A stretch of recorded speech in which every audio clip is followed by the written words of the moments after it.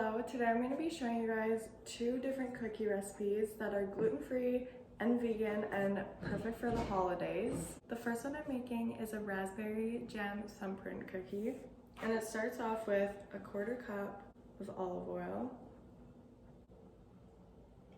a 1/3 cup of maple syrup, and a teaspoon of vanilla extract, and then that's it for the wet ingredients. So I just need my spatula, and then you can mix that all up.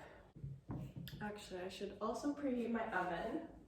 So yeah, don't forget to preheat your oven to 350 Fahrenheit. And then the dry ingredients is 2 cups of almond flour, 1 tablespoon of tapioca flour, 1/2 teaspoon of baking powder, and then a 1/4 teaspoon of cinnamon, a little sprinkle of salt. And then mix that all together. Did you use my raspberry jam? Yeah. Shit. Okay, so the first thing I'm gonna do is I have 1/2 cup of fresh raspberries here. It's gonna go in my pot. To make the jam, I just put this on like medium low heat kind of thing and like mash up all of the raspberries and just let it like cook down for a while. So yeah, I just mash it up until it looks like this. Sorry, I still have my morning voice. And then I let it cook for a little bit. Raspberries should be good to go. So I just take it right off the heat. And then I add in 1 teaspoon of chia seeds and about 1/2 tablespoon of arrowroot starch. Both of these things just kind of help it like thicken up and become more of like a jam consistency. So now for the cookies, what I do is I grab like about a heaping tablespoon amount, so like not too much, but like still a decent amount, and just roll it up, place it down on the cooking sheet, and then like pat it down a little bit. And then because they're thumbprint cookies, you just, your thumb or your finger, whatever, just kind of make like a little hole right in the middle. And then that's it. Just keep repeating that. The cookies are like ready, and now this is the funnest part. Putting a little bit of jam inside each one. And now these are gonna go in the oven at 350 Fahrenheit for about 10 to 11 minutes.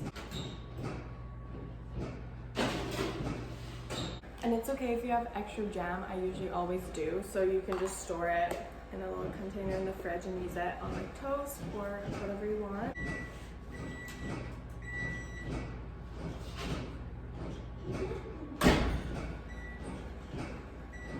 They smell so good. That's what they look like. So now I always just let them sit here and cool off for like at least 30 minutes. Okay, they are all cooled off, so let's see how they turn out. I need to pick one to break in half. The texture is like so nice and soft, and the jam is delicious. And try it.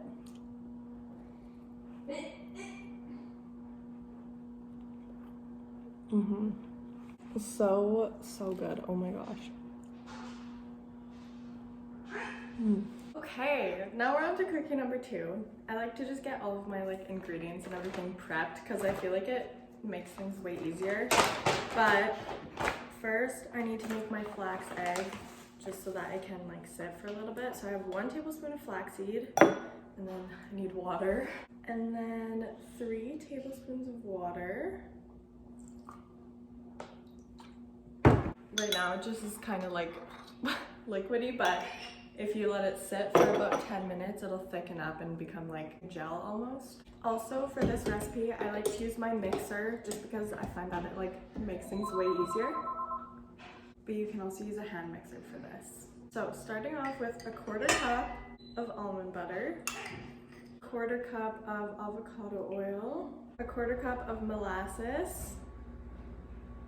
I love watching it like slowly drip. And a 1/4 cup of maple syrup. I know there's so many 1/4 cups, but at least it's easy to remember.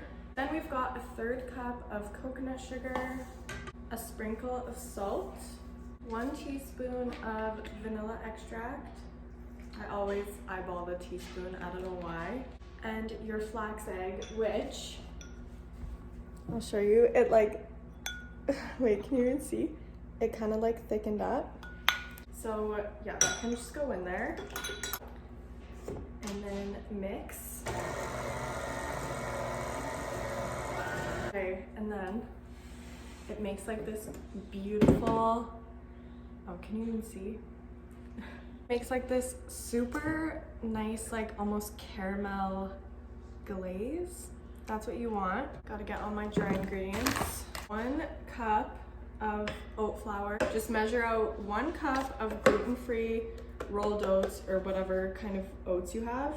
And then put it in the blender, blend it up, and you've got your flour. 1 cup of almond flour, 1 teaspoon of baking powder, and half a teaspoon of baking soda, 1 teaspoon of cinnamon, and half a teaspoon of ground ginger.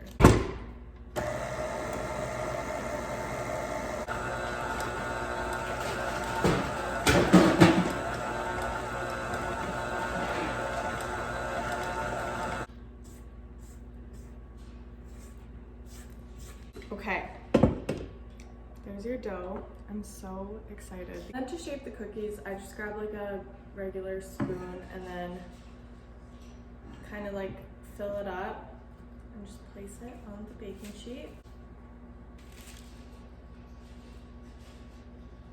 Okay, so I'm like placing the cookies on the baking sheet and I'm like, these seem way runnier than usual. I'm having one of those days. So it's because, so I have like an original recipe that I made, but then I updated it. I just added like an extra 1/4 cup of almond flour, and that's like the best recipe. That's like the one that I always make.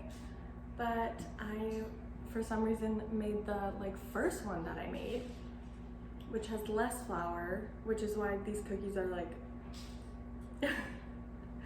so runny. Okay, you know, that happens sometimes, I guess. So I'm gonna just try and scrape this back into the bowl, I think. Yeah.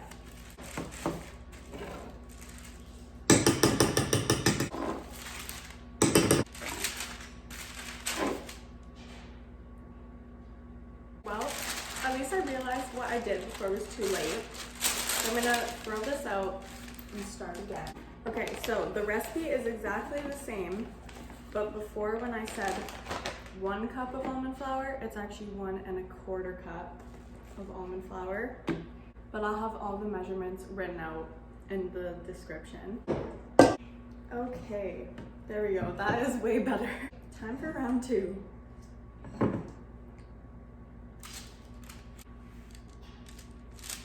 These will go in the oven at 350 Fahrenheit for like 9 to 10 minutes.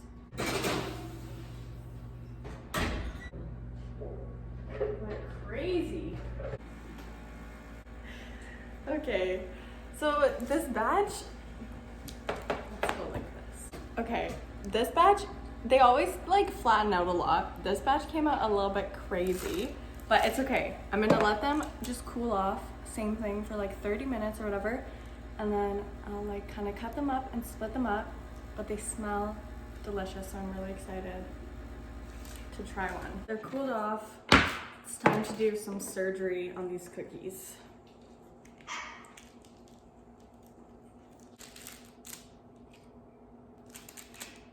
Okay, 2 down.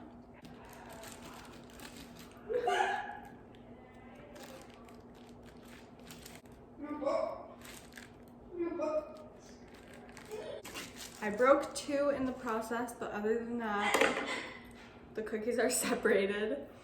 I'll show you guys the consistency. I'll show you one of the broken ones because it's broken anyways. So this is the inside. They're like so gooey and delicious. They're still like a little bit warm, so they're like kind of extra soft. They're so good. But I'm honestly cookied out from those other cookies, and I had so much of this batter when I was making them. I could eat these all day, but I'm gonna cut myself off. The consistency is just perfect, and like I said, like this is a perfect holiday cookie. I'm probably gonna make these for my family for like our Christmas dinner and stuff. They're really easy to make and they're refined sugar-free, which can be a good break because I know a lot of us are having sugar around the holidays. There we go. We've got our 2 cookie recipes. I will leave all the measurements and stuff down in the description if you want to make these. And I hope you have the best day ever.